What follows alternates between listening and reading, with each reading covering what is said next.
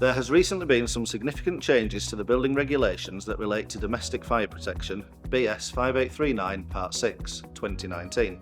BS 5839 Part 6 gives recommendations for the planning, design, installation, commissioning and maintenance of fire detection and fire alarm systems in domestic premises that are designed to accommodate a single family, houses with multiple occupation that comprise of a number of self-contained units, each designed to accommodate a single family, sheltered housing, including both the dwelling units and the common areas.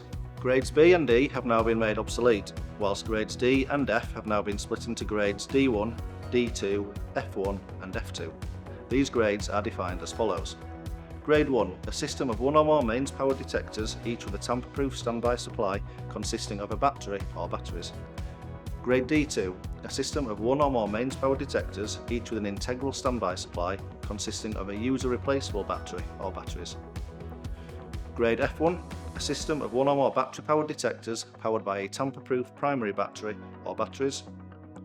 Grade F2, a system of one or more battery powered detectors powered by a user replaceable primary battery or batteries.